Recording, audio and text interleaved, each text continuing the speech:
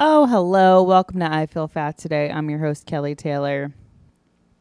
Thanks for joining, as always. No video for the intro this week. I'll be back at you next week with the nice video intro, but I'm just not feeling it this week, especially because the episode is so good. I think you're going to, I don't think we need it. I don't think it's necessary. It's also just been so hot that I just can't seem to get my life together in this heat. I'm not built for it. I don't like it. So, you know, I've also been really stressed. I don't know if it's because of work or the state of the world. It's all very stressful. So I don't know. What is my low-cal sweet treat of the week? My low-cal sweet treat of the week is, I think right now it's this acting class that I just started taking. That's been really fun because I feel like when it comes to creative pursuits, I have stand up, I have this podcast, and acting is always something that I've been interested in, but always was too afraid to. And now I've gone to 2 of these classes. I go once a week, and I'm finding that I really, really enjoy it. Um, I get a lot out of it. I guess the lesson there is if you have something that you've been thinking about doing, but you're unsure of it because you're nervous or scared, just think about it a little bit.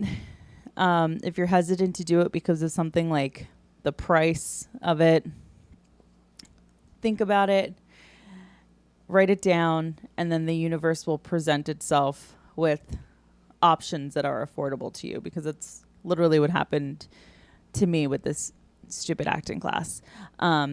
So yeah, that's my low cal sweet treat of the week. I don't do them every week, but when I do them, I enjoy them because they're a sweet treat. My phone's going off and I can't find it, and the ringer's on. Where did that phone go? So much is happening. Good thing I don't have a video going because you'd see the cat scratching my eyes out right now because I'm sitting on his part of the couch, which is very rude of me. Okay. Some housekeeping. Subscribe to I Feel Fat Today on YouTube.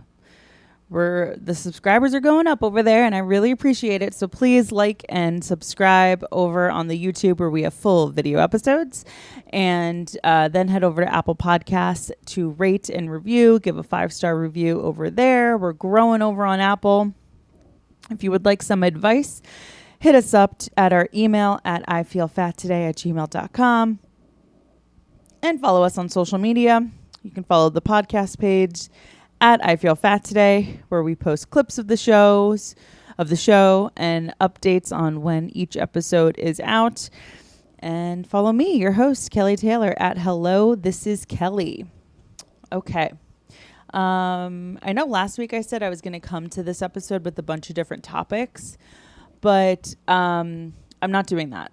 I don't want you to think that I forgot or that I'm welching on that, but there's just some stuff in the news that I've been wanting to talk about. Ozempic being offered in a pill form, Lena Dunham turning down a role in the Polly Pocket movie because of fear of body shaming, Kylie Kardashian coming out on a recent episode and crying over people making fun of her, and the internet having a lot of opinions about that. That's all stuff I want to talk about. I hopefully will get to it eventually, just not this week. But yeah, so did I have anything else I wanted to say before I bring on today's guest? I did my low-cal sweet treat of the week. No, I don't think so. We don't have a video for the intro, so there's no sense in keeping you here. So I'm gonna keep it moving right along. If you're in the Northeast area and you are sweating, I feel it for you. Actually, maybe it's not just in the Northeast area. Maybe it's all over. I'm sure. I mean, Florida must be hot, right?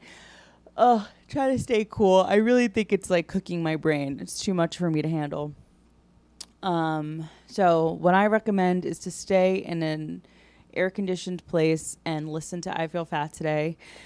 Our guest this week is a very special guest. And I know it may seem like I say that a lot, but it's true. It's very true. Because this week, my guest is not a stand-up comedian. My guest is my own flesh and blood.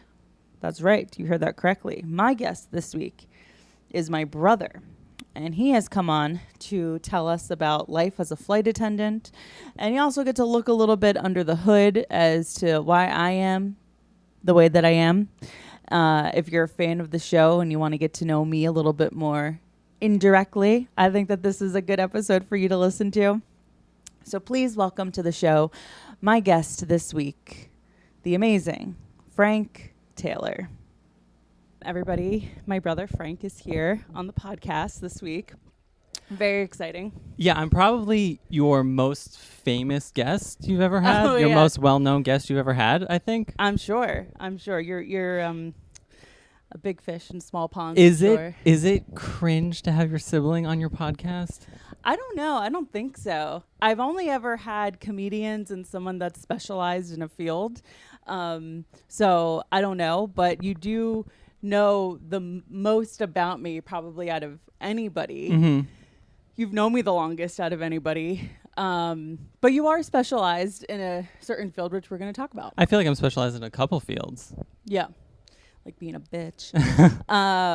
Okay. So you work as a flight attendant. Mm-hmm. So how long have you been working as a flight attendant? 2.5 years. Wow. It's been that long already? Yeah. Wow. Okay. So you, before working as a flight attendant, you had a pretty good 9-to-5 corporate job. Mm-hmm. So what was it like working in a corporate environment to then transitioning to a more like unconventional schedule and really unconventional job? Well, if there's like one piece of advice I can give to anyone who wants to follow their dreams and they don't know how, it would be you have to marry rich. That's the first step, non-negotiable. That's a really good tip. Yeah. HR managers hate this. Yeah. Just yeah. marry rich, and then you can just do whatever you want. But really, I was working. Yeah, I worked in like different office jobs for like 6 or 7 years. 7 years. Wow. And like each next job was like better than the last one. Yeah. But even like in the last job I had, like I liked my boss, I liked my coworkers. It was 2021, so I got to work from home, right? So there was like I had everything I could possibly want, and I still didn't like it. And I was just, like, what do I do? Like, what can I do with my life that I'm not going to be like miserable? Like, I have to do this for the next 30, 40 years. And I never thought being a flight attendant would work because Greg, my husband, he is very anxiously attached. Have you read the book Attached? I haven't. So it's basically there are like different attachment styles. And the goal is to not like change your attachment style. It's to know what attachment style you are and what you need, and know what attachment style your partner is and what they need. And there's like a quiz in the book, and Greg got the highest score possible for anxious attachment, which just means he needs like a lot of attention. Yeah. And so I was like, I could never be away for multiple days out of a month. That would never work. And all the things I was thinking of was just like basically going back to school, which is like lighting money on fire, basically. Yep. You've done that. Yes. And so I was like, I'd really like to be a flight attendant. It was kind of like, when you see something in the store with grandma and it's like, man, that would be really nice. And so if I wish I could get it. And then she's like, get it, kid. That's basically what it was like. I was like, I'd really like to do that. Thinking he would be like, no, that's not going to work. But he's like, yeah, go for it. And so far in 2.5 years, he's done a really good job of pretending he's okay with me being away for multiple days a month. Right. Do you think he actually enjoys the alone time, or is he not like us? He does not enjoy the alone time at all. He says the most crazy things to me, like he'll say, sometimes I'm sad to go to bed because it means there are people out there that I'm not hanging out with. Insane. I'll Insanity. never I thought I had a touch of FOMO, but never that. Insane. So he does not like the alone time. He does not crave the alone time. Yeah. Yeah. It's weird. I have a close friend that is like her biggest thing is being alone. She just hates it. And I love hanging out with people, but man, do it's like a necessity to have the alone time after a hangout. Yeah, absolutely. Like 100%. I have a really hard time hanging out with somebody 3 days in a row consecutively. Yeah. Okay. Yeah. That's awesome. I mean, so number one, have a support system. Yeah. We are trying to function in a capitalist society. And when it comes to you, like, oh, what is it that I want to do? Being a flight attendant, you do have your pilot's license. You are one for the skies. Yeah, and the office work I did, so a lot of it was like aviation stuff. So I always liked being on planes. And I was just like, how can I get a job that just puts me on a plane all the time?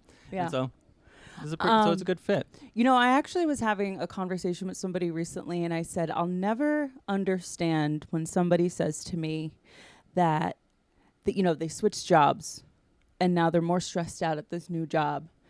But the reason why they switched jobs is because at their prior job, I was just collecting a paycheck. I'll never understand somebody that hates their job. You reap what you sow, hon.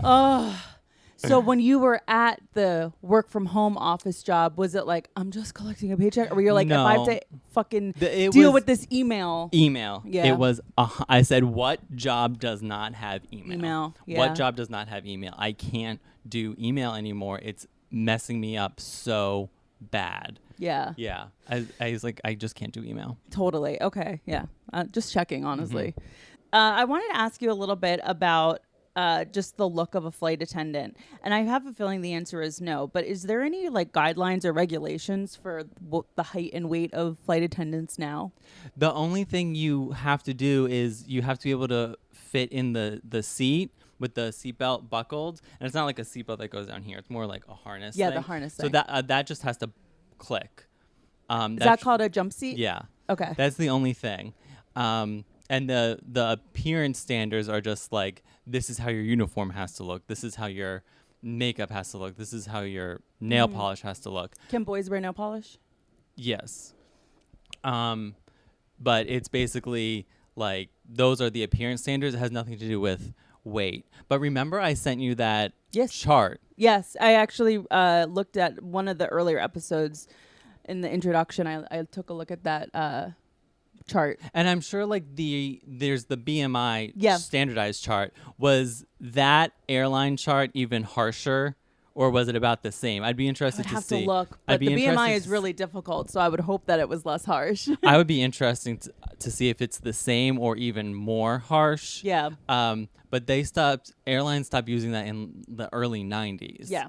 And I was talking with our local union president, and I said, why did you get involved with the union? And she said, well, I didn't like that they had to make us do twice yearly weigh-ins. And I was like, whoa, like, that's crazy. Here's a person who was subject to that. Yeah. That's in the past, but this person had to deal with that.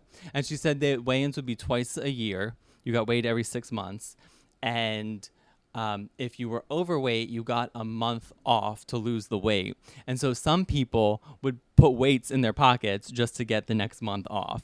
But paid time off? I don't know. Interesting. Oh, hell yeah. Yeah. That's how you make the system work for you.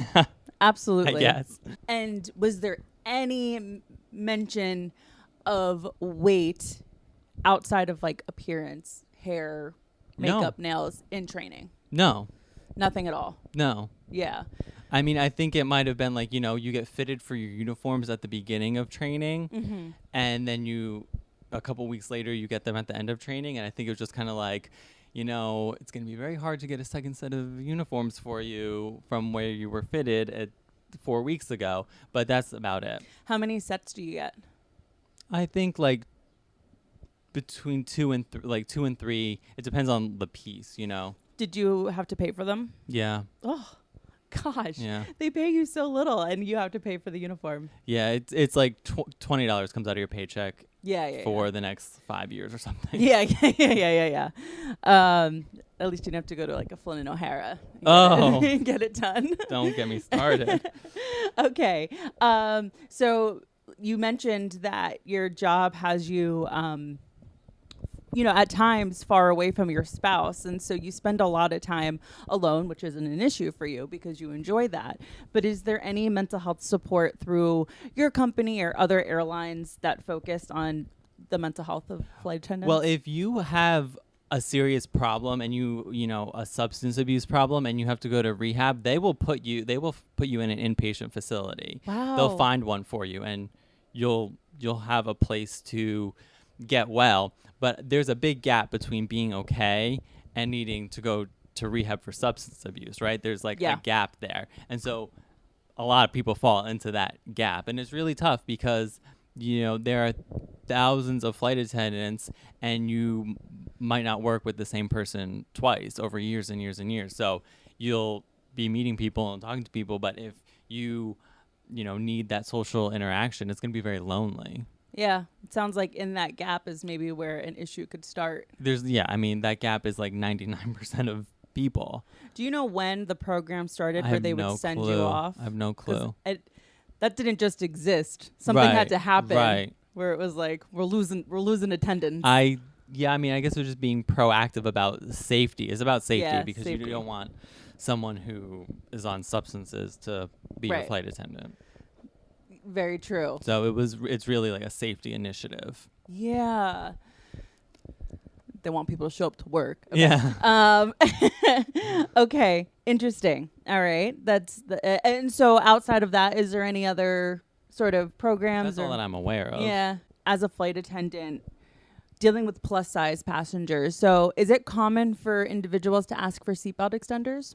If there's 200 people on the plane, it's between like 1 and 5. Is maybe. It once a flight? If it's a full flight, if there's 40 seats filled, maybe not. Yeah. Right. But you can tell people feel bad about asking sometimes. Yeah. And they ask for the seatbelt extender, and then I give it to them, and then they say sorry. And I'm just like, there's nothing to apologize for. Yeah. I throw that in there to try and make them feel a little bit better, but people are just really hesitant to ask. And I have a long list of pet peeves about things people do when they board airplanes. Asking for a seatbelt extender is not one of them. Not even on the list. No one should ever feel bad about that. And no one should. It doesn't even register. It's just like a thing you do. It's like asking for a napkin. That might be on my list of pet. No, I'm kidding. I had a guest on the pod, Chris Metcalf. He was one of the earlier episodes, and he was talking about his dad, and he's like, we somehow started talking about seatbelt extenders, and he's like, my dad gets on the plane and is like not proud, but does not give a shit. He's just like, hey, before I even get to my seat, I ask for a seatbelt extender. Yeah, that's what you do. Yeah. It's sad that people have, that say sorry, because it's like, the sorry, there's a lot in the sorry. They're sorry for inconveniencing you to grab it. They're sorry for existing on the plane. There's a lot there. I know this joke is very old, but look at this paper straw. I know. I have real straws. Do you want me to grab you a real straw? No, I'll be okay. Okay. But that's a joke. I hate to be the sugar guy. Yeah. The sugar guy who's like, there's sugar in everything. But I wanted to get a matcha latte before I came here, but I didn't realize there's not really a Starbucks too close by. There was. So there fucking was. I was like, let me try the matcha at Dunkin'. Let me just see what it's like. And the minute I tasted it, I knew there was sugar, and I looked it up. 32 grams of sugar in a matcha latte, and I'm just like, that's disgusting. Yeah. If I wanted sugar, I would have said with sugar. Right. Why do you automatically add it? So I really hate being the sugar guy because I'm always finding sugar in things. But it was just so I ran and got that. One, there's a lot of good things at Dunkin'. Matcha is not one of them. I am a really big fan of the Dunkin' iced tea because you can get that no sugar. But the matcha is gross, and I wish you texted me. There's a really good matcha place, like literally on the next block. How do you keep track of how many countries you've been to? No, I have an app that I will put every flight I've done. Oh, that's so I cool. can look at that app, but I don't know off the top of my head. this is kind of a basic question, but when you travel, do you like getting a coffee or getting a matcha somewhere? It's like you can just tell the difference from like a French beverage compared to an American. It really depends, because even if you're in one of those places, you can still go to a bad place in France, you know? So you have to know where to go. It's very hit or miss. But this does bring me to one of the topics I wanted to talk about, which was everyone talks about airplane food, but no one talks about airport food. And you're so right. When I say airport food, what do you think of? When you get past TSA and you can like take a breath because they didn't find the cocaine in your asshole, and it's like, okay, I'm gonna go and hopefully they have a Chick-fil-A. Okay, so that is hopefully they have a Chick-fil-A is usually what I'm also thinking. Yeah, but it's when I'm eating in airports, like sometimes 5 or 6 days a week. Oof, yeah, it's like a minefield of figuring out what to do. So I have a ranking in my head of what am I going to eat today, and like tier one will be definitely Chick-fil-A, because for reasons that have no basis in science or fact or anything, to me Chick-fil-A is the healthiest fast food. Right. Yeah. So because feels lean, it just feels healthy. Yeah. So even this fried chicken, spicy chicken sandwich feels healthy. But if I'm feeling super healthy, I've gotten grilled nuggets. Yeah, they're not bad. Grilled nuggets, like that's crazy. Yeah. I was eating at Chick-fil-A like for years before I was finally like, let me try the grilled nuggets. Yeah. So Chick-fil-A is tier one. Also, some type of bowl, some type of Mediterranean bowl, like roti or kava, or Denver has a place called Garbanzo, some type of Mediterranean bowl. That's like Chick-fil-A, and some type of bowl is tier one, for sure. Yeah. Then like tier two, which is acceptable but not ideal, is a hamburger place that is not McDonald's or Burger King. So Shake Shack, Five Guys, Smash Burger, Whataburger, and you can talk all day about the differences between those burgers, but that's not what this conversation is. It's just any hamburger that's not McDonald's or Burger King. Because, again, for no reason based in fact, those feel healthier to me. Yeah. And then what else is middle tier? Subway is middle tier. But sometimes you just walk up to Subway and you see brown lettuce and it's like, no, gotta walk away. I can't do Subway. Yeah, today. the smell of Subway is either comforting or it's mace. Tim Dillon said it smells like they're microwaving a sneaker in Subways. Nailed it. Yeah, so that's middle tier. And then bottom tier, scraping the bottom of the barrel, worst case scenario, is the Hudson News dinner. Oh. It will be beef jerky, Chex Mix, a Kind bar, and a bottle of water, $54. Yep. And it's going to be the most expensive, least satisfying meal you've ever had. Or if not Hudson News, I don't know how to say it, a Cibo Express, CIBO Express. You've definitely been in one because they will have like 5 in one terminal. If Hudson News is the Gen X, the Cibo Express is the millennial, which is to just say more expensive and you do self-checkout. Right. Like there's a spot in Newark where I'm pretty sure if I stand there, I can see like 4 Cibo Expresses. Right. It's crazy. If somebody tries to walk out with a bag of gummy bears from a Hudson News, are they banned from the airport? I have no clue. There's cameras everywhere. There's cameras everywhere. Yeah. So I don't know. There's comedian Mark Normand always talks about how he swipes stuff from the Hudson News, and it's like, brother. Hudson News in the airport is a different animal than Hudson News in, a train station, maybe. That doesn't even register to me. Yeah.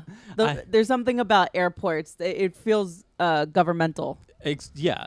It's not something I would ever mess with. Yeah. But it's I'm sorry. I feel like Joe Biden. I lost my train of No, thought. you're fine. You're fine. It was a little bit of a tangent. Yeah. Where does Starbucks food go in your ranking? It's a special treat. No. Not the food. A Starbucks drink. Oh, a drink. So Starbucks is not like. I feel like I would be addicted to Starbucks if I was in your line of work. No, I don't really eat the food that much. Maybe sometimes I'll get like a breakfast thing there if that's because also I was never a breakfast person before I was a flight attendant. Yeah. But I had to be because it's like, okay, food is available to me right now and it might not be available to me for like 7 or 8, 9 hours. So I have to eat this right now.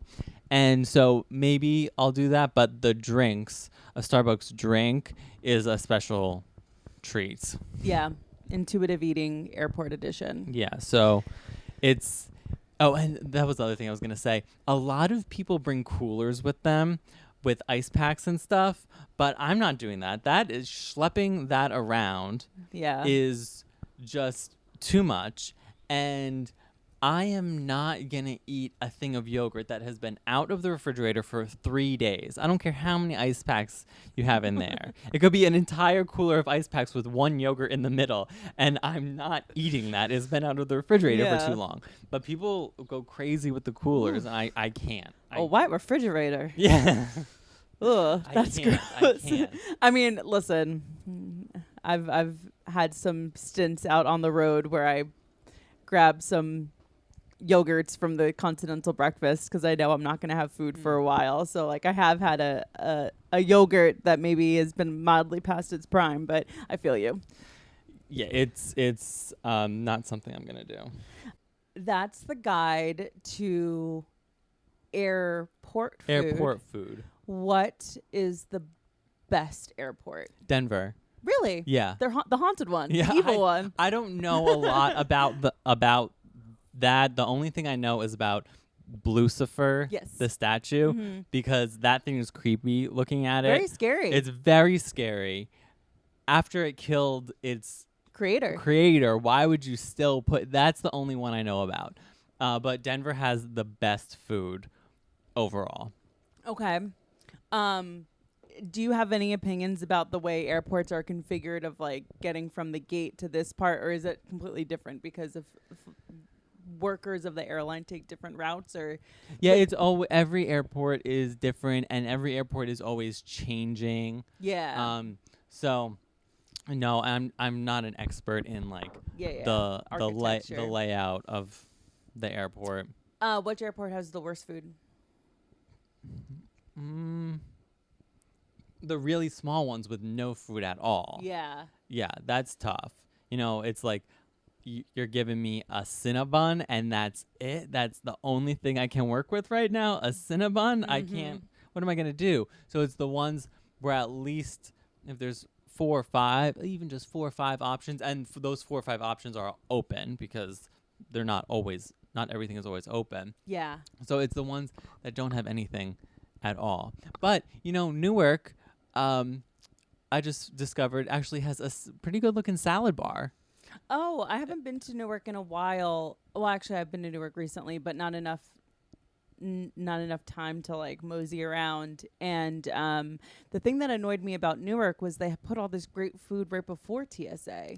It depends But I think they on changed it it. depends on where you are. There's a new terminal that has it. I'm not gonna say it has a lot of great food options because they're like expensive restaurants. Yeah, but it has expensive options. sit-down restaurants. But it has options and it has a salad bar. Which anytime I find a speck of green in Yeah. the airport, I'm like, give me the green. Yeah. I gotta have the green. Green is king. Okay. So sorry, I threw us off track. No, but no, you're I really fine. want to talk about the eating in airports. No. It's you're fine. We're not even. There isn't a track to be on. You're fine. Do you ever get desperate enough to eat the food that's handed out to passengers on the airplane? If there's leftovers, we can have it, and I definitely have before. But it does get old very fast. Right. The one thing I will never, ever, ever eat are they sell into airports. They sell the like pre-made sandwiches that are in the plastic clam shells. Yeah. I call them clamshell. They're clamshell. Yeah. Because they clip. They are it's like it'll be a wrap where the bottom of the wrap is so slimy I hate and the disgusting. top of the wrap is so dry, and you bite into it and it's 90% wrap with just a little bit of lettuce and a little bit, like one tiny piece of antibiotic chicken. Those, I will eat dirt before I eat one of those pre-made wraps. They're so gross. I could be starving. I could be literally like forgot to eat before the flight. The hunger hits me flight. It's not even my cheapness. It is the fact that I refuse to buy food on an airplane. I don't understand people that do that. Like, I'll eat the meal like that is provided. I've had some flights where I've quite enjoyed it. But I do not understand people that buy the food that's in the pamphlet, the overpriced, disgusting food. Yeah, it is a little overpriced, but it just depends on, maybe that's, there are people who don't look at the prices out there, right? No, yeah, there are totally. people who don't look at the prices, Yeah. and you want your kid to be quiet, so I'll get them some Okay, candy, that's something true. like I that. guess kids get a fucking pass. Yeah. And I just thought of a big airport with really bad food options, Orlando. Yeah. It has like an empanada place and a Domino's, and that is all and it's always, the lines are always so long. Yeah, they're so really Orlando, just another reason to not go. No, Orlando Airport is really serving like the most common denominator of America. So I can understand that. The idea of eating Domino's before a flight makes me physically ill. You know what drives me crazy is I'm very particular about flying, like how my stomach is going to be. Sure. You know? And so like the night before a flight, I'm very conscious of like what I'm eating. Usually something green, like nothing fast food, like none of that. Joe will have like something like fettuccine alfredo the night before a flight, and it makes me gag. It's so disgusting. I mean, You have to be physically ready for your flight. does it have an impact on him? Because maybe that just doesn't have an impact on him. And But it doesn't. But I don't see how it can't. Like, what the hell?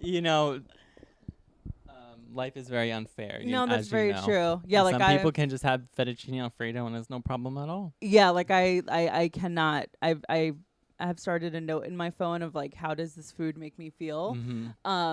And Papa John's is at the top of the list of like, I'm not allowed to touch it. Like, the cramping. And as time goes on, that list gets longer and longer and longer. Yeah. Like, again, going back to sugar, the amount of sugar I had between the ages of, say, like 6 and 16. Yeah.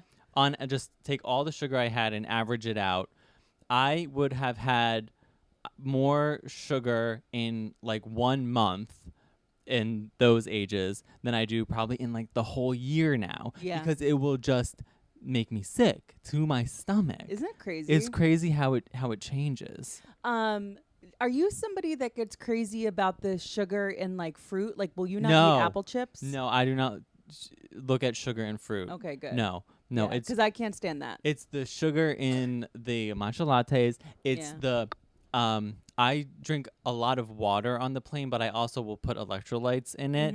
Those liquid IVs, you just might as well have a soda instead of having a liquid IV. Dr. Berg's. Oh, okay. The best. I get one from Whole Foods that has I get one from Whole Foods that has just like one gram of sugar. Okay. Yeah. Dr. Berg's has 0. Okay. And they're really good. Okay. Yeah, basically anybody that's really hot that says that they do something, I do it. And Holly Madison was on a podcast and she said she was like raving about Dr. Berg's electrolytes, and so I went and bought them. Not sponsored. Were they expensive? No, not at all. Okay. I may have extra if I do find them somewhere. Okay. I'll give you some so you can try it. Okay. Yeah, what's the you probably does your airline ever switch up the in-flight food, or it just is what it is? Yeah, this route has this food. It gets switched up every quarter. Yeah. Do you have a favorite in-flight meal?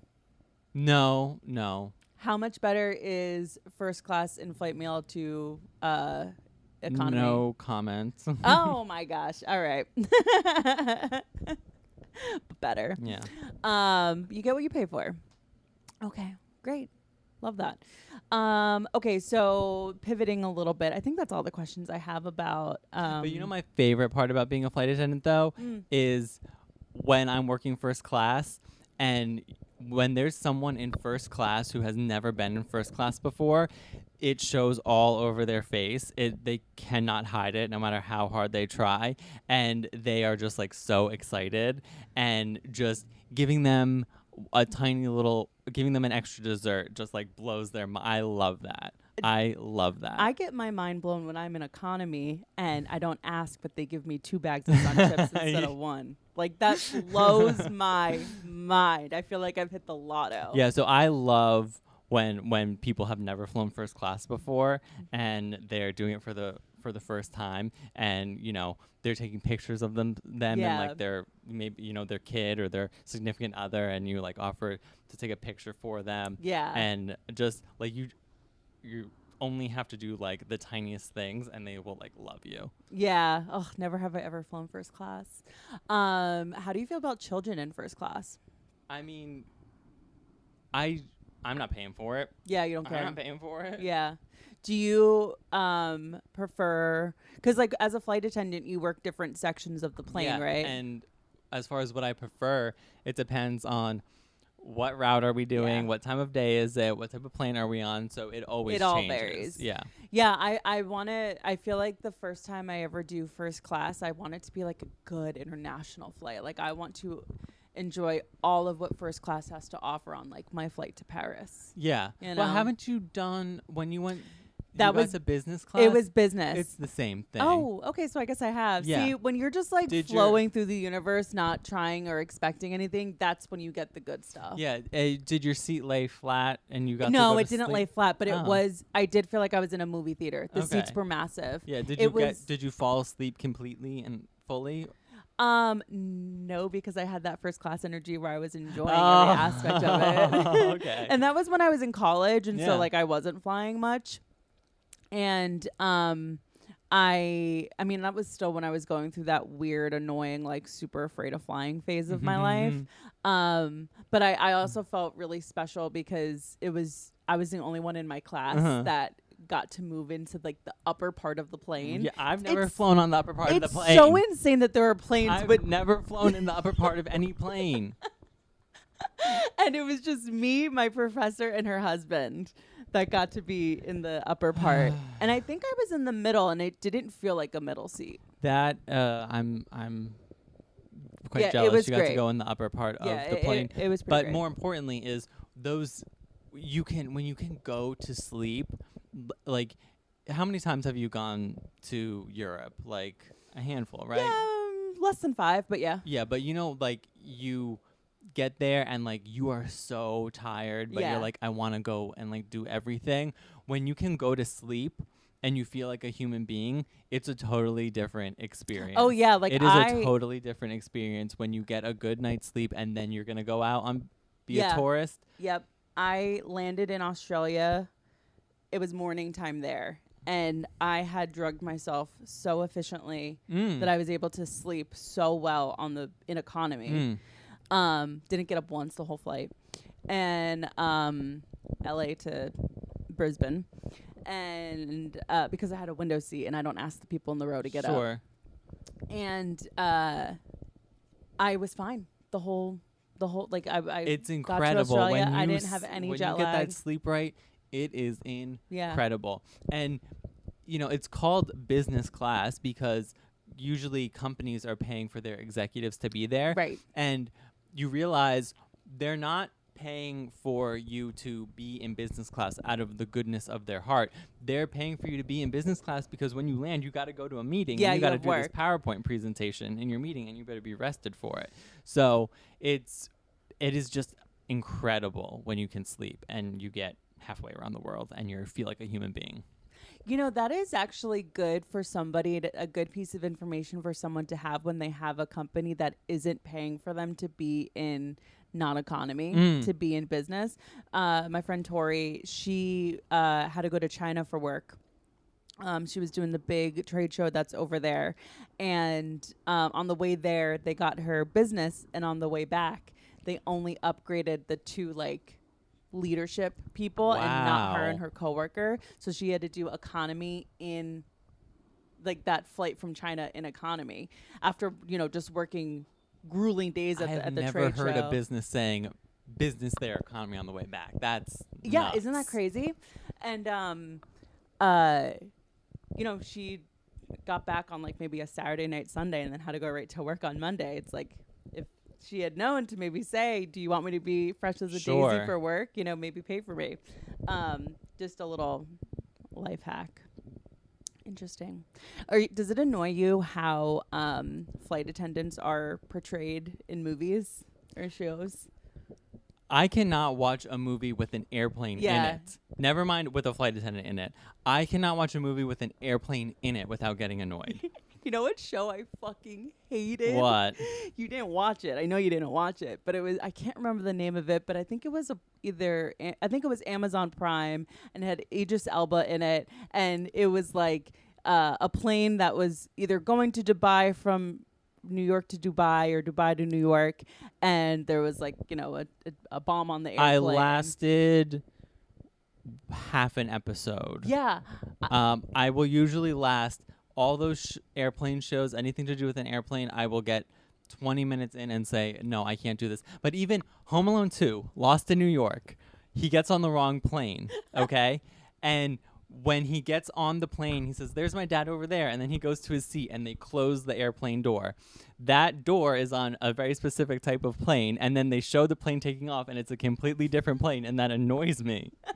So if there's a plane in the movie, I will find something wrong with it. The only airplane movie I really like is Airplane. The comedy is funny. And then View from the Top with Gwyneth Paltrow. Yeah. It is hilarious. Can you believe it lost money at the box office? I can believe it. It lost money at the box office, and I love that movie. You have a very high standard, so that says something. Well, I mean, because it's not even trying, right? Which I think is why it makes it is a good funny. movie. Yeah, it is a good movie. Also, in Catch Me If You Can, Frank Taylor was the pilot. Yeah. There will people don't realize that. People aren't going to be like, oh, Frank Taylor, that was Leonardo DiCaprio in Catch Me If You Can. But if I happen to mention it, they're like, oh, yeah, I remember that. Yeah, so that's one of those, you are in alignment with the universe moments that I love, that I crave. I had 2 of them yesterday, and I was yes. Wow, 2 in one day. That's I know, and I wasn't looking for it. Wow. It just happened. I'll tell you after what they were. Okay, what advice would you give somebody that might be interested in going into this line of work?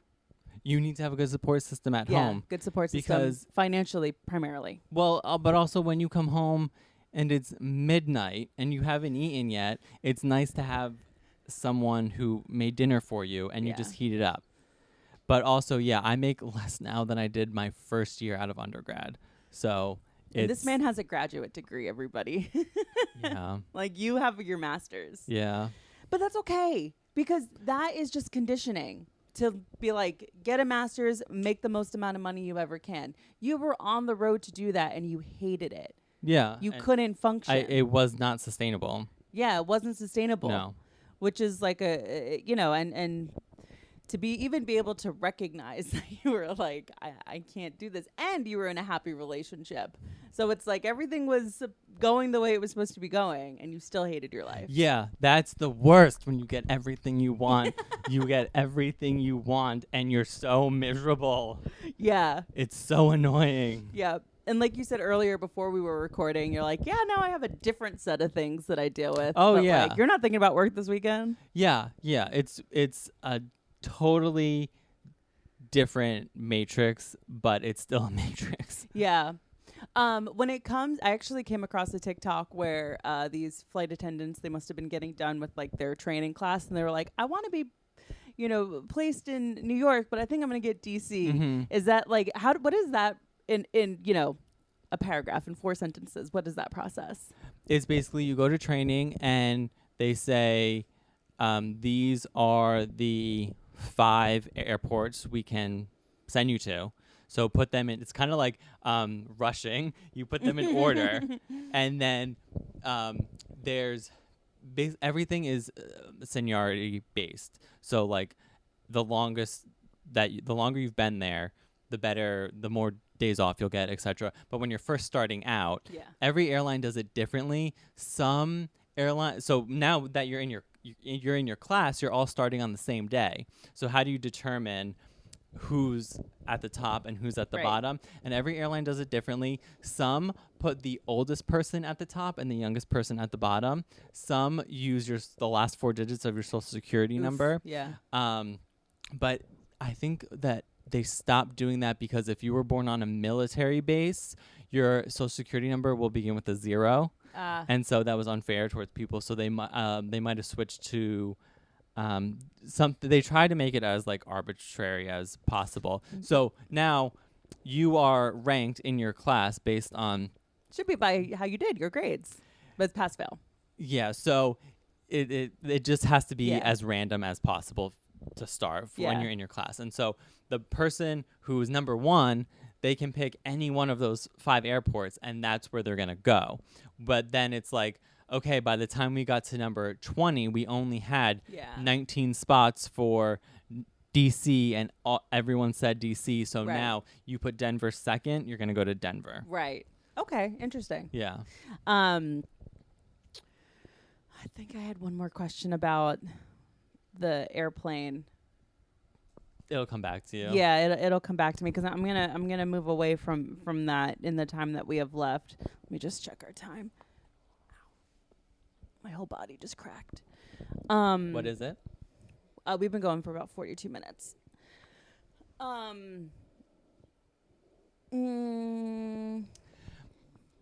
Is there anything else like any like?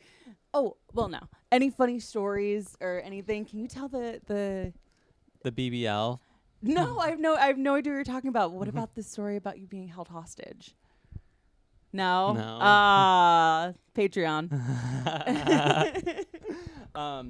But the BBL was we were in Miami and someone got a BBL like it looked like that morning. She was like still coming off of her anesthesia. Yeah.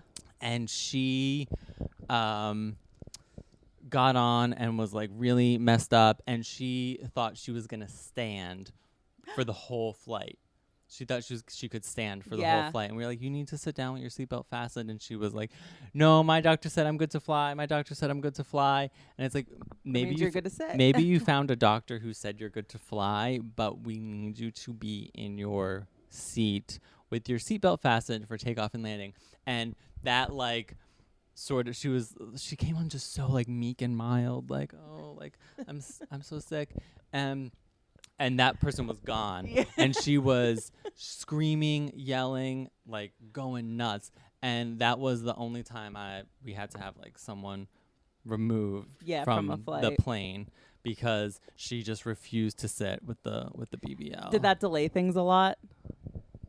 We were already like 4 hours delayed, so that Oh, was like It was just another another icing on the cake. because then the police came and they said, okay, if we take her off but she's not coming willingly, everyone has to get off the plane. So then everyone had to get off the plane. And did she know this? And she was like, Yes. if you're unwilling. Yes. Oh my God. And so I mean, I thought people were gonna, like cause a riot, but they just got off. Yeah. They just got off.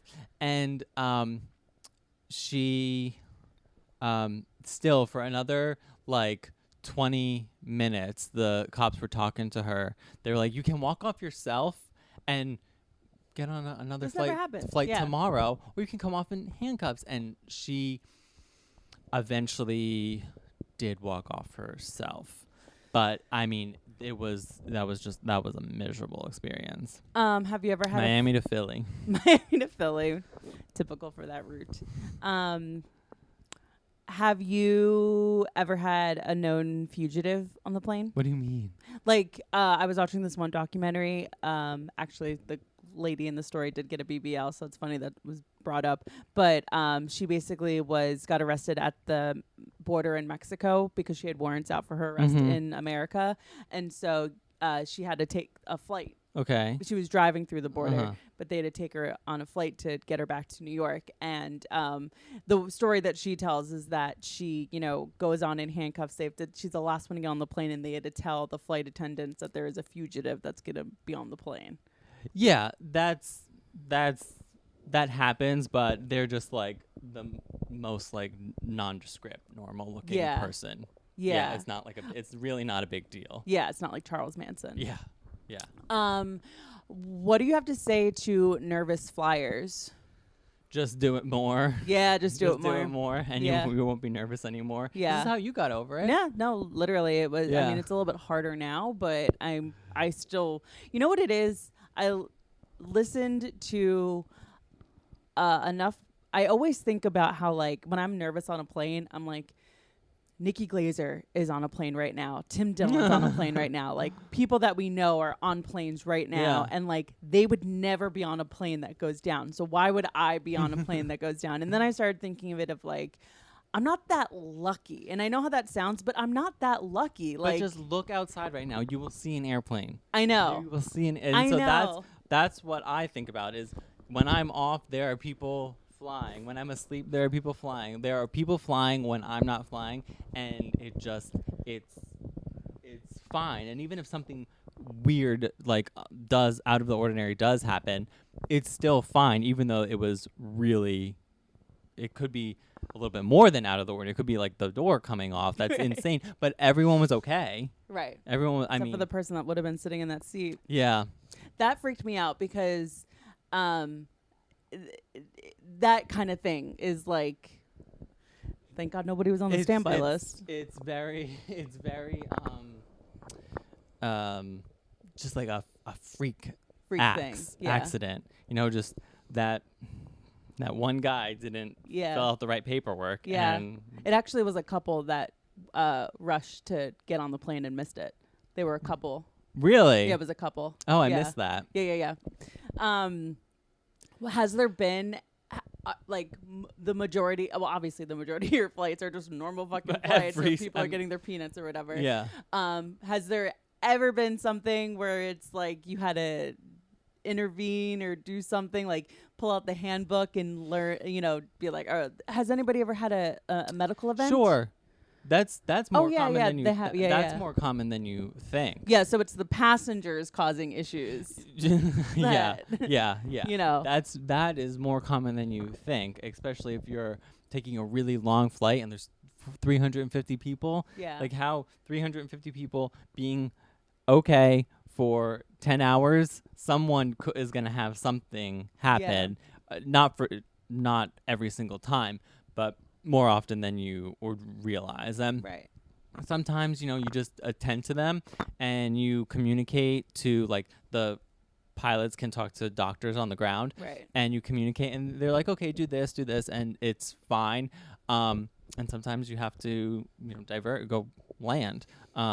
So that happened. That is the most common thing, I'd say. If I have a cardiac event on a plane and the plane has to get diverted, am I getting a bill? I have no clue. It'd be interesting to learn. It depends on what country we divert to. Right. Are you diverting to Ohio or Canada? Right.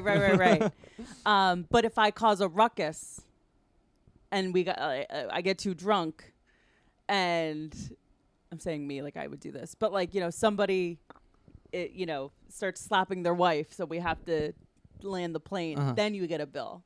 From who? The airline? Yeah. No. I heard that like if you do something on a plane, you'll receive an invoice. Never heard that. You would know best. I have never heard that. It's it costs a lot of money when that happens, but I'm pretty sure the airline eats that cost. And if maybe I don't know how it works internally. Maybe there is like a threshold where, okay, it has cost us this much. You cost us this much money. You are on our no fly Yeah, list yeah, anymore. yeah. Whereas like, oh, if you're like, doesn't cost that much money, it was still an inconvenience, you can come on again. So I have no idea how that works, but I've certainly never heard of anyone getting a bill. There's levels. Okay, interesting. Damn, I had my last question about flying and it just left me.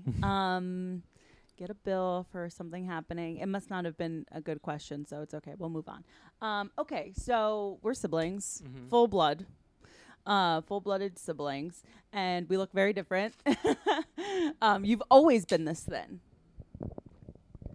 You've always had this body type. Yeah. Yeah, you've like for the most part. Yeah, I would say you're. This is probably. No, I've not actually only ever really known you looking like this. Yeah.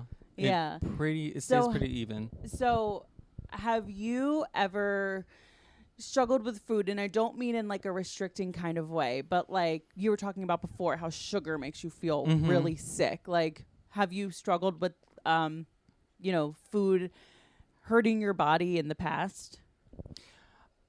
It, like I said, it changes. It changes all the time. And if I have the same diet I had in college, I would not last a week, right? It changes all the time, especially with alcohol. Oh my God. Yeah. It's like poison. It makes me feel so sick. That's definitely one of the biggest changes. So yeah, every day there's a new thing that I'm just like, nope, not going to do that anymore. This is the most caffeine I've had in a while. Well, that's not true because I started drinking Celsius when I go to the gym, which has an insane amount of caffeine. But I don't drink coffee every single day anymore because that makes me feel bad. That's been for a couple years now. What was it hard to come off of caffeine? I transitioned where instead of having like 4 cups of coffee a day, I would have 10 cups or more of green tea. And then I got it down to 5 cups of green tea and then 1 cup of green tea and then none at all. For maybe the longest I've ever gone without caffeine is like 2 months. Wow. Yeah. So even with the sporadic schedule that, something like flying Here's imposes. the crazy thing. I have more energy without caffeine. Yeah. Because do you drink coffee every single day? Yep, every day. So when you wake up in the morning and you have that, don't talk to me until I had my coffee feeling. Yeah. You start feeling that the night before. So when you're tired the night before, you're actually feeling the caffeine withdrawals. So now when I get tired, I'm just tired. Yeah. I'm not tired and having caffeine withdrawals.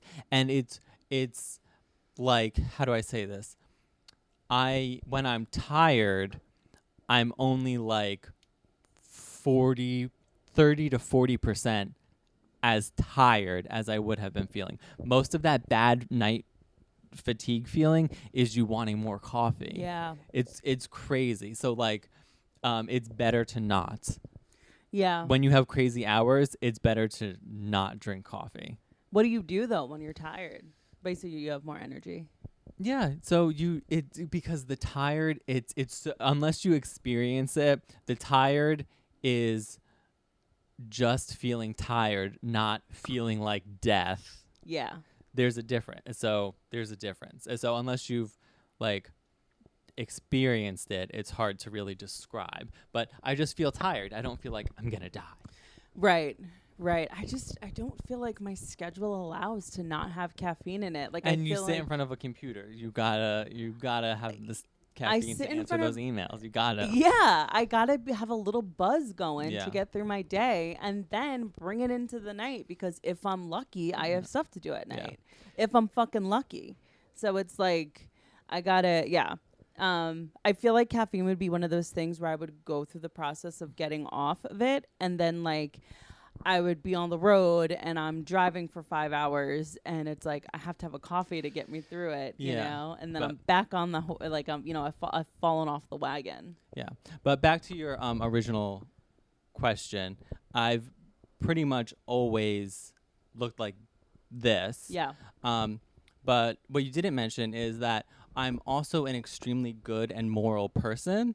And so God blesses me with being skinny. Yeah. So my question to you is, have you considered getting right with the Lord? Oh my God. Have you considered a diet of sanctifying grace? No, you know, like how when you see two sisters, one is like clearly prettier. I'm like, you're just the prettier sister. Oh, no. Yeah, you just got the better genes. You just got the good genes. No, I think just get right with right with God, basically. I would have to completely change my act, my stand-up act, and that's not happening. But is that, I said that because, is that what it felt like growing up? Like the Catholicism of it all? Like you are like, there's this flaw, so you're a bad person.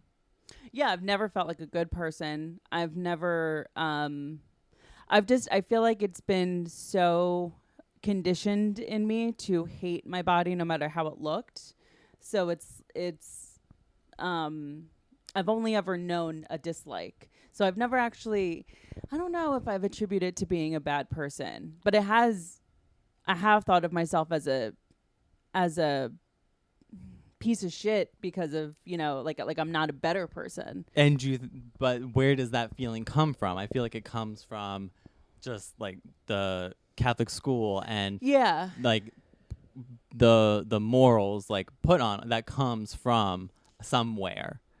Yeah. Yeah. I mean, I think that's layered. That question is an onion because it's like, you know, Catholicism alone, you have the fact that gluttony is one of the 7 deadly sins. So I'm a sinner on top, you know, as like the number one thing, aside from the original sin that I was born with. Exactly. And then there's also like the fact that I'm not virtuous enough or reverent enough to, you know, be able to avoid things that does cause, you know, weight gain. You know, I'm enjoying a normal dinner when I could be having a lean cuisine. Particularly eating meat on Fridays. Yeah. Those meat on Friday calories count for like quadruple. That's so funny. I might take that. Do for it. Yeah. Go for it. Yeah.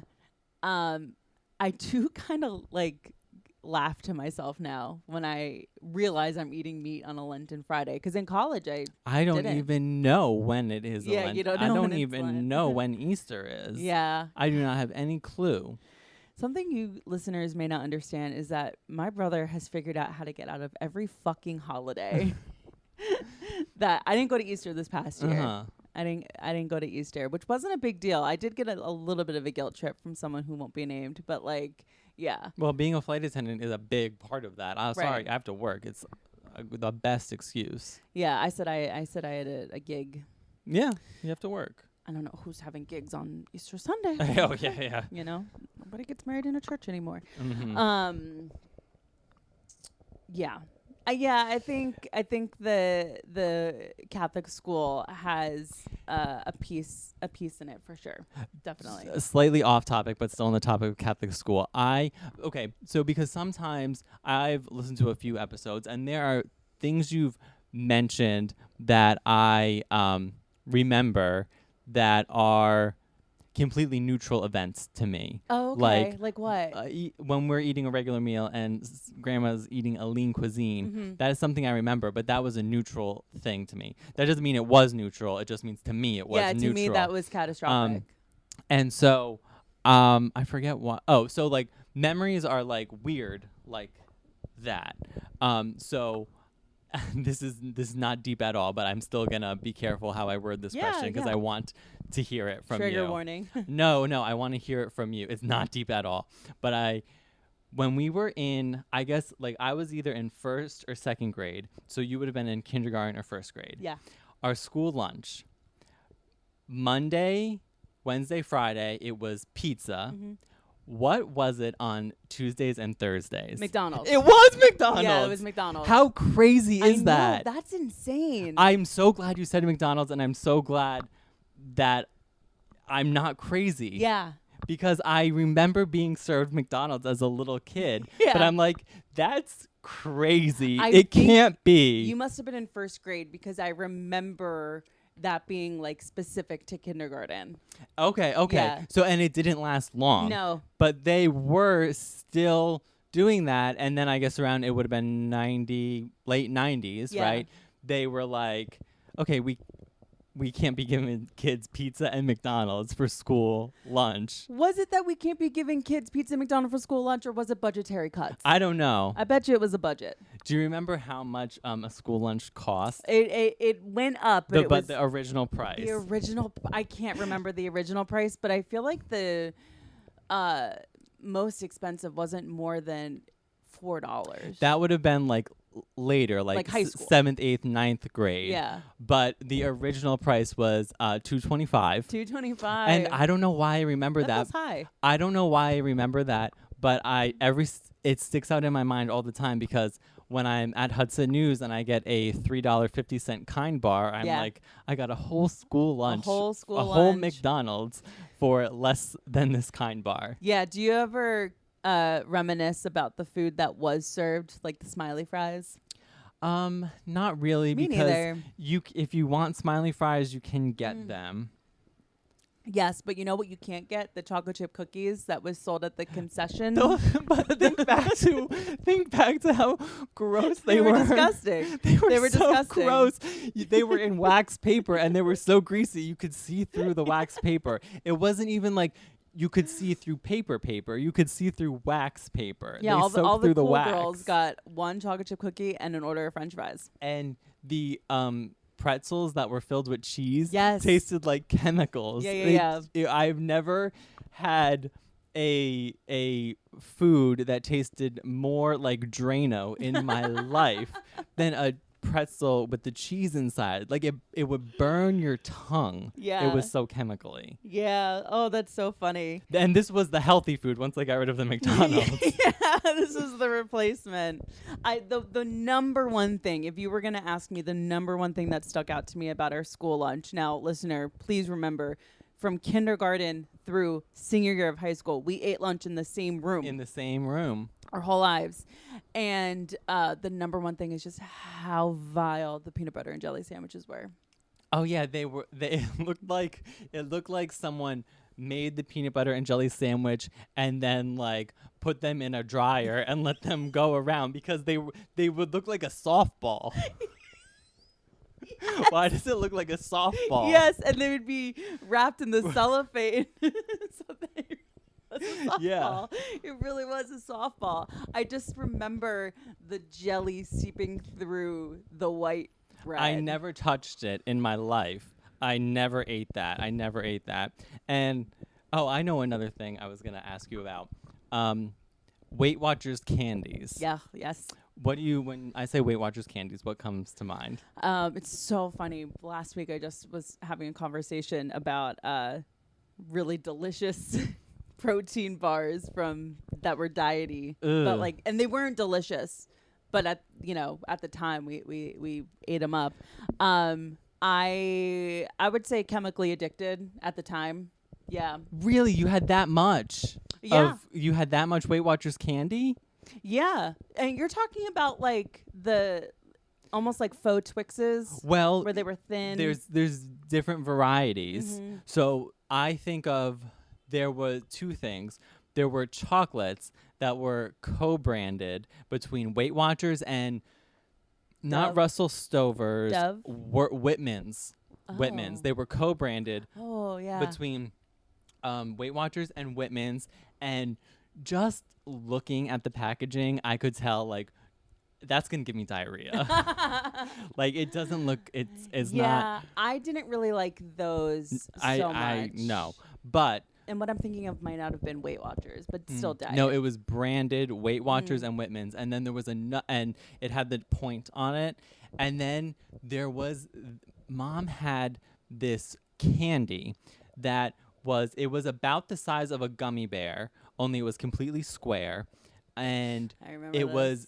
but it was much harder than Yeah, a yeah, gummy yeah. bear, and you could just like bounce your jaw up and down on that for forever, and Yeah. it would last forever. And I was trying to figure out the name of it, so I went on, I found it on Reddit, looking for old Weight Watchers candy. This is a long shot, but I used to do Weight Watchers in 2008 to 2010, so that time period. At a store near the front desk, they would have a specific candy. Everything I just said. And then someone said they were called Fruities. Fruities. They were called Fruities, and they tasted so good. Yeah. They don't make them anymore. I remember the And grape flavor. someone in the comments said, could Now and Later serve as a stand-in? No, Now and Later No. cannot serve as a stand-in because that will take your filling out so Yes. fast. These, you could just bounce your jaw up and down on that It thing. was an ideal mouthfeel. And it would take so long to break down. Mm-hmm. So long to break down. An everlasting gobstopper.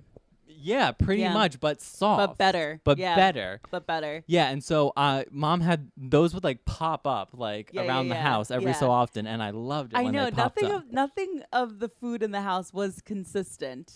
It always would pop up. Yeah. The only thing that was consistent in the house was, for the longest time, regular Coca-Cola, until I remember the big switch to Diet Coke. The house always had Diet Coke, and it not 100% of the time, but I would say maybe 68% of the time, Arizona iced tea. The jug of Arizona iced tea was in the house. And yeah. And I know a question you ask a lot is like, oh, what's like something about food when you were younger that still sticks with you, right? For me, and I'd be interested if you ever talked about this.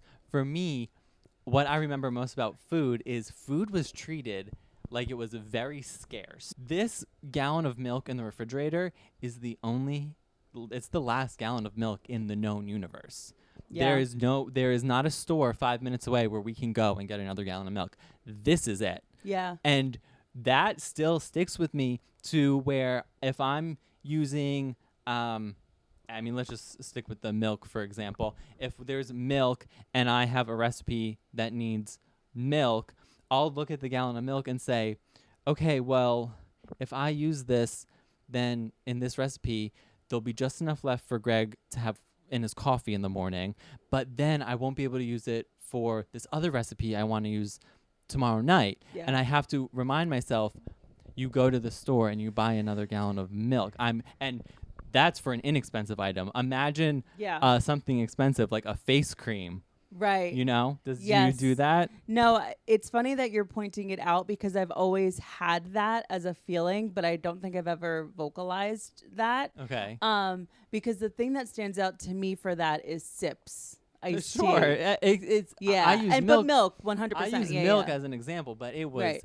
everything in the house. Yeah.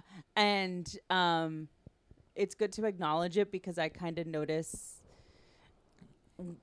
that I can kind of get stuck in that where it's like instead of just going out to the store and getting more milk, I find that maybe I'll get annoyed with Joe that there's no more milk. Oh. You know, and then it causes an issue in my relationship. Uh-huh. But I think the reason why the whole going to thanks for the time check, yeah. The whole going, this is the last gallon of milk Mm-hmm. is because if you go and get in the car and go get milk somewhere, a catastrophic event could happen. I think that's what Okay. I remember it being as like, Interesting. or it was just the annoyance of like, there was only one person in the house replacing the milk. Yeah, And yeah. So, Yeah. it's or like, we could walk to the store and we could walk to the gas station, which Yeah. requires us to go up a highway ramp, Yeah. which doesn't have a sidewalk on it. Yeah. We could walk to get the milk. That was always an option too. And so that is like a small thing that is like still sticks with me. Mm-hmm. And I guess it's not disordered eating, but it's probably disordered thinking. I don't know if that's a term, but Yeah. it's like it's just something. It's the basis is in restricting Yeah, because and of the scarcity just mindset. have to constantly remind myself that I can just go to the store and get more. Yeah, that's huge. We do have to wrap up soon because I don't want to be late for our dinner reservation. But did you notice the pressure that was put on me around weight, or was that just background noise? Like it wasn't. Well, even- that's why I brought up the Catholicism, because it's like there's this one flaw. So whatever Yeah. flaw you have is going to be magnetized right. or magnified, not Yeah. magnetized, magnified. and just made to be so much worse, such a terrible thing. Yeah. Yeah. Yeah, because you really... So it didn't matter what it was. It would have been something. There couldn't be one singular thing. Like, I remember even when I dyed my hair blonde, it was like, why did you do that? You know? Or, getting a tattoo. Oh, forget it. Yeah. Forget it. Why do you think we're so different? I don't know. I have no idea. But we are very different. Like, you have the ability to throw stuff out. I struggle with that, We are very different, but I think we both make those differences work for us in their own ways. Like, don't you think where you live and where I live are like perfect for who we are? Yeah. Like, not just the city, but also the domicile itself. Yeah. Like, you live in a place that is you, and I live in a place that is me. Yeah. Yeah. Yeah. Like, if it was like written to be put into a TV show. Yeah. It's like we're typecast. Yeah. No, 100%. The set matches the person or whatever. Yeah. So I don't know. Other than like I said, I'm not a sinner. Shut up. I am. Excuse me. I am right with God, and so God blesses me. And so, like I said, you just need to get right with God and see how that works out for you. Yeah. But remember what the Pope said about what's happening in the seminary? Okay. Do you want people to follow you on social media? Sure, you can put my handle in the notes. What's your handle? At Frank_J_Taylor. Amazing. But I don't really post anything on there. I'll share clips of this. Yeah. No, you're a good But meme this was really reposter. fun, and I just wanted to say I've listened to, like I said, a couple episodes. I don't think I've ever watched a video of it because I'm usually running around when I listen to podcasts. Yeah. I am constantly impressed by how much it sounds like a real podcast. Oh, that's we're a real organization over here. Yeah. And then it turns. Does it drive you crazy that, like, I listened to one episode of Call Her Daddy, and it was stomach churning to know that that's worth 60 million. How do you not go crazy? Yeah. You are so much more interesting and have so much more to say. Thank you. Than whoever that person is. Yeah. No hate to Alex Cooper, but I'm just like, if I was skinny, I'd take over the world. I really do feel that way. I thought that might be your answer. Yeah. Well, you know what? They A lot of these, there's a lid for every groups, pot. they're looking to diversify, and yeah. You could fit into that. Yeah. So there's I take back everything I said. No, it's funny because we really got to wrap up, but I was talking to my one friend, Claire, friend of the pod. I was telling her, I was like, oh man, I'm doing this podcast, and it's like, sometimes it feels like a hamster on a wheel. And she's like, think about if you had this as a podcast when you were 14 years old. And I was like, that is a really good perspective. That's a really good sort of way to look at it, because I didn't have podcasting wasn't a thing, but like the only thing I had was how to go online and figure out how to get really good at having an eating disorder. Oh, you know? So Tumblr. Oh hell yeah. So thank you. I appreciate that. That makes me, helps me know that I am, on the right path, doing the right thing. And, if Alex Cooper wants to do the podcast, I'll show her how it's done. Okay. Thank you, everybody. We'll talk to you next week. Bye. Bye.